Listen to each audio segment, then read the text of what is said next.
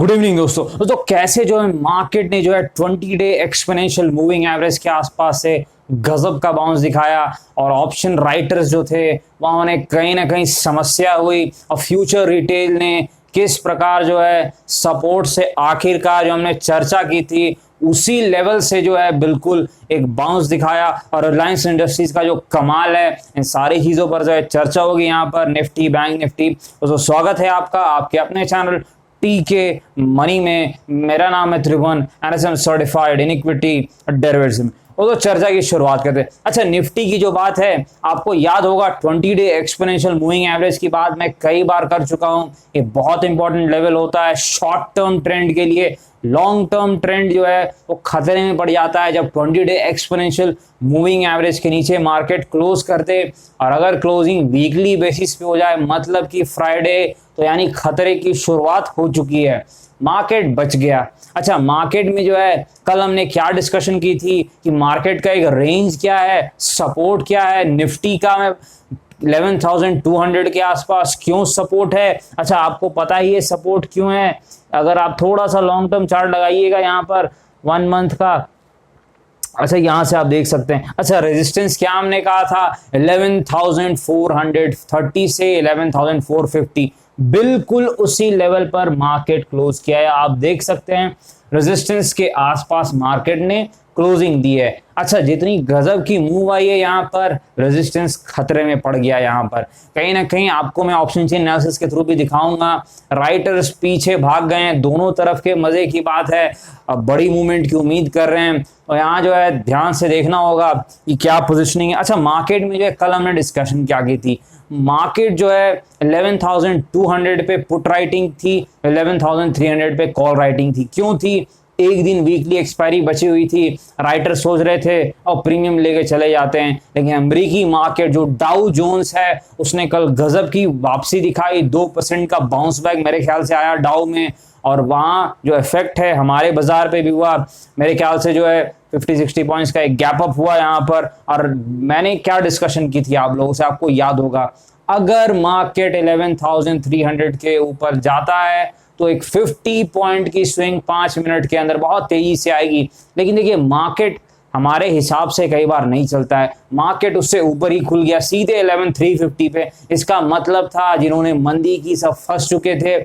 और कहते हैं जब मंदी वाले फंसते हैं तो शॉर्ट कवरिंग लाते हैं। शॉर्ट्स ने कवरिंग की यहाँ पर, क्योंकि शॉर्ट्स के तो शॉर्ट्स उतर चुके थे। रिलायंस इंडस्ट्रीज ने तो उन्हें बिल्कुल ही जो है नंगाई करके छोड़ दिया यहाँ पर। तो यहाँ पर जो है निफ्टी में जो है गजब की वापसी हुई। और आपने देखा कैसे हमारे लेवल के ऊपर जब मार्केट गया तो मार्केट ने एक 50 पॉइंट की स्विंग दिखाई जिसकी हम उम्मीद कर रहे थे।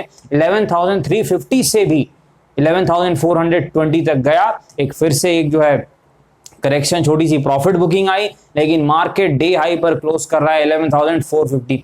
ये एक रेजिस्टेंस लेवल है और यहां पर देखना हो कल एक्शन क्या होता है। देखिए कल की तैयारी क्या होनी चाहिए हमारी, जो है मार्केट अगर इसके ऊपर खुल जाता है, मान लीजिए रेजिस्टेंस के ऊपर गैप अप हो जाता है, आज भी जो है यूएस मार्केट अच्छा परफॉर्म करते हैं, तो 11,450 हमारा सपोर्ट बन जाएगा। तो ट्रेडिंग पोजीशन ऐसी होनी चाहिए कि ये जो एरिया है 11,450 इसी को सपोर्ट मान के स्टॉप लॉस लाके काम किया जा सकता है।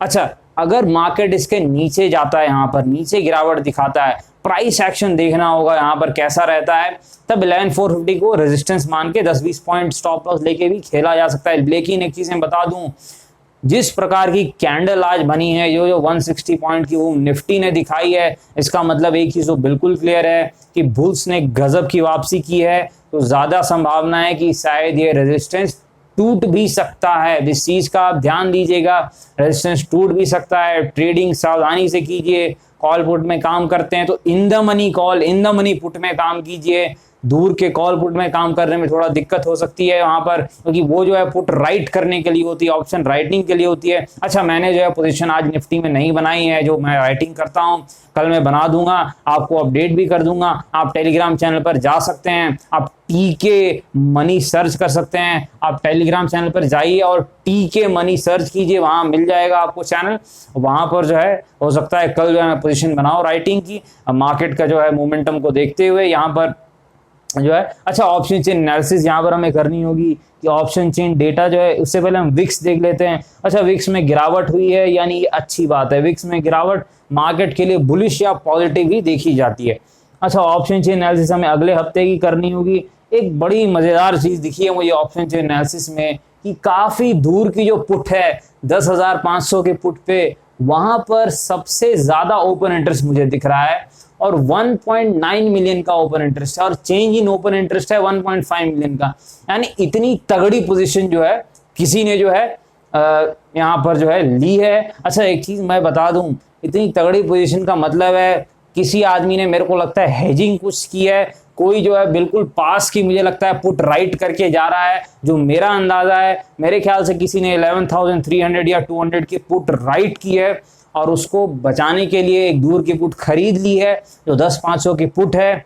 और दूसरी बात, यहाँ फायदा दोनों को है, इनकी हेजिंग हो जाएगी जिन्होंने राइट किया है और जिन्होंने जो है 10,500 की पुट, जिन्होंने बाई किया है उनकी हेजिंग हो जाएगी, और जिन्होंने राइट किया 10,500 की पुट, देखिए उन्हें भी 5.5 रुपए मिल रहे हैं। तो 5.5 रुपए जो है वो ठीक है मेरे ख्याल से। अगर 7 दिन के 5.5 रुपए ठीक है, जो लोग ज्यादा रिस्क नहीं लेते हैं उनके लिए ये पोजीशन मेरे ख्याल से ठीक है। सौदा दोनों के लिए फायदेमंद है। थोड़ा अजीब सा ओपन इंटरेस्ट दिखा था, इसलिए मैंने आपसे चर्चा की। अच्छा, कॉल राइटिंग में भी बिल्कुल वैसा ही है। जो सबसे बड़ी राइटिंग मुझे दिख रही है मेरे ख्याल से 12,000 रुपए जो मैंने देखी है, 12,000 के आसपास ये राइटिंग दिख रही है, 1.1 मिलियन। अच्छा, ये डेटा जो है ये चेंज होते रहता है।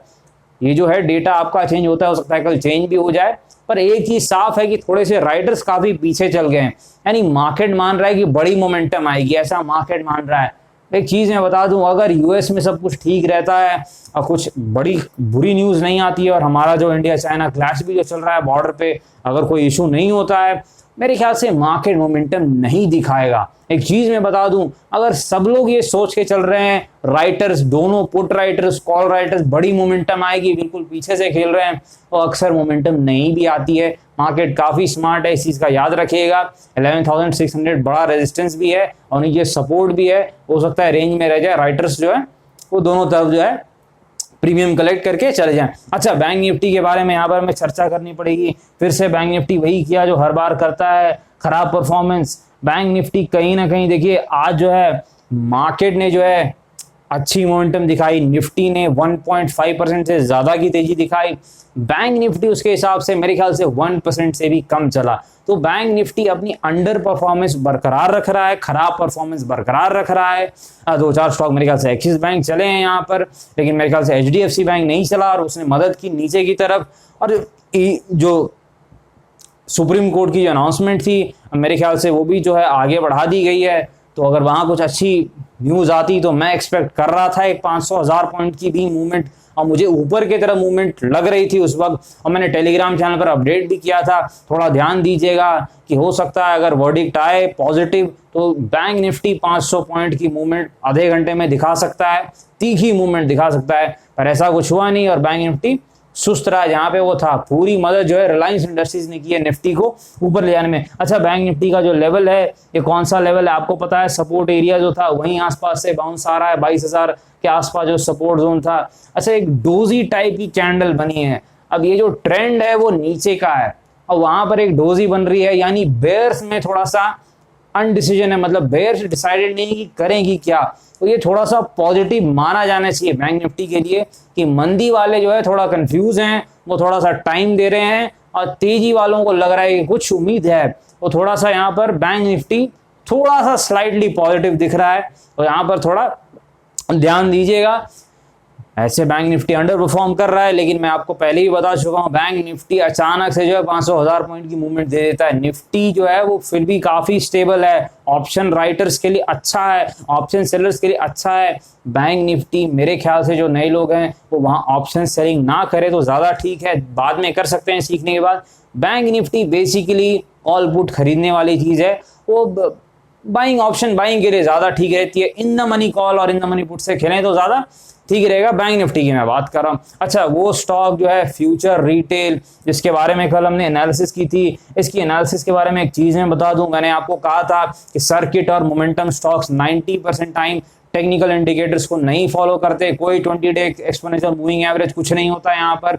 हाँ, सिर्फ एक ही चीज होती है, प्राइस एक्शन, दूसरी चीज वॉल्यूम, और तीसरा हम सपोर्ट जोन उसी के थ्रू निकालते हैं। और वो जो एरिया था हमारा 96 का एरिया था, और आप देखें बिल्कुल उसी एरिया से बाउंस आया है फ्यूचर रिटेल में। आप लोगों को याद भी होगा 2-3 दिन से मैं डिस्कस भी कर रहा था, यही एरिया था जहां मुझे उम्मीद थी, और बिल्कुल उसी एरिया से एक बाउंस आया है। वॉल्यूम ठीक ठाक है, पर एक चीज मैं बता दूं, ये डिस्कशन जो मैं कर रहा हूं फ्यूचर रिटेल पर, ये पुराने लोगों के लिए 3-4 वीडियो मैंने बनाई है। जब फ्यूचर रिटेल का प्राइस नीचे आ गया तो आप लोगों ने काफी कहा कि सर इसके ऊपर बनाइए वीडियो, क्योंकि हमें लेवल्स जानने हैं, क्या लेवल्स है जहां जो है कुछ उम्मीद है। मैंने कहा था उम्मीद का लेवल मुझे यही दिख रहा है, 95-96 का जो जोन था वहां से एक बाउंस आया है फ्यूचर रिटेल में।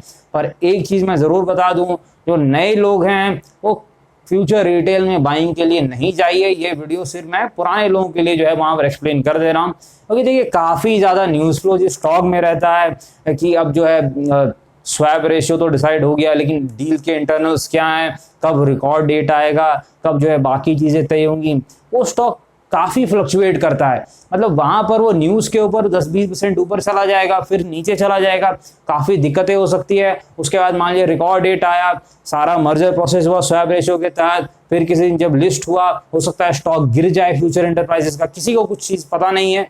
तो यहाँ पर नए लोग, मान लीजिए फ्यूचर रिटेल, मुझे लगता है जिस प्रकार का बाउंस है, अगर ये सपोर्ट जोन होल्ड कर जाता है 9600 के आसपास के जो एरिया है, तो हो सकता है ये ऊपर कैंडल को टच कर सकता है, ऊपर कैंडल के हाई को, तो 120 के आसपास मुझे दिख रहा है, ये संभावना है। ये न्यूज बेस्ड स्टॉक है, न्यूज आ जाएगी, दिक्कतें हो सकती है, इस चीज का आप ध्यान दीजिएगा। लेकिन सपोर्ट को रिस्पेक्ट किया है तो एक उम्मीद जरूर है कि एक बाउंस आना चाहिए, और यहाँ पर इस चीज का आप ध्यान दीजिएगा। लेकिन न्यूज बेस्ड स्टॉक है, कल को न्यूज बुरी आ गई, स्टॉक गिर गया, तो फिर आप कुछ नहीं कर सकते।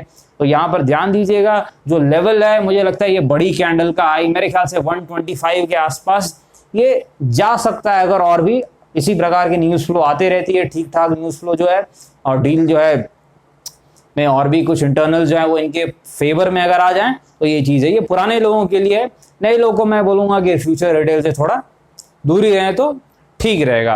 रिटर्न दे सकता है, ऐसा नहीं है, इस तरह के स्टॉक 50% भी रिटर्न दे सकते हैं, डबल भी हो सकते हैं, कोई भरोसा नहीं है।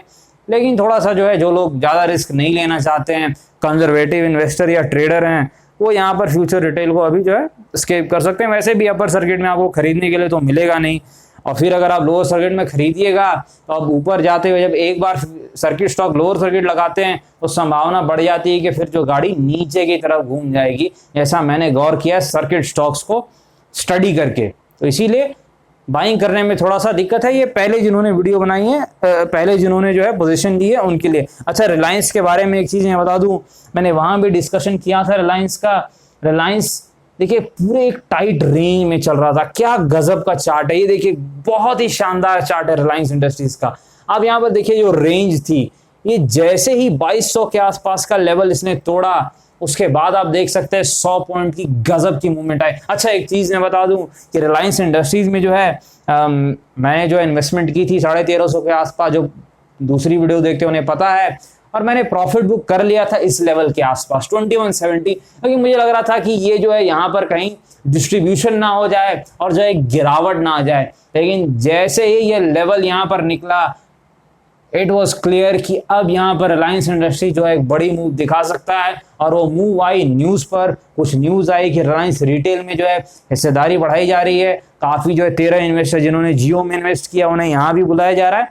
तो अच्छी न्यूज के दम पर जो है रिलायंस इंडस्ट्रीज जो है अपने रेजिस्टेंस लेवल को तोड़ के और ऊपरी लेवल पर चला गया। तो यहाँ पर काफी स्ट्रॉन्ग स्टॉक है रिलायंस इंडस्ट्रीज ट्रेडर्स के लिए। बस एक चीज मैं बता दूं इन्वेस्टर्स को कि अब थोड़ा भाव ज्यादा हो गया है, अगर थोड़ी सी जो है करेक्शन आ जाए तो अच्छा रहेगा इस जोन में, अगर मान लीजिए मिलता है तो ज्यादा ठीक रहेगा यहाँ पर। ऐसे तो यहाँ पर दोस्तों वीडियो ठीक लगी तो लाइक सब्सक्राइब करें, नोटिफिकेशन में ऑल क्लिक कर दीजिए, और टेलीग्राम चैनल पे आप टीके मनी करके सर्च करके ज्वाइन हो सकते हैं। और आपको डिस्क्लेमर पता है कि बाजार में अनेक प्रकार की जोखिम है, और फ्यूचर एंड ऑप्शन में तो काफी ज्यादा जोखिम है। तो कृपया अपने वित्तीय सलाहकार से संपर्क करके कोई भी फैसले लें। ये वीडियो एजुकेशनल और इंफॉर्मेशनल पर्पस के लिए बनाई गई है। धन्यवाद।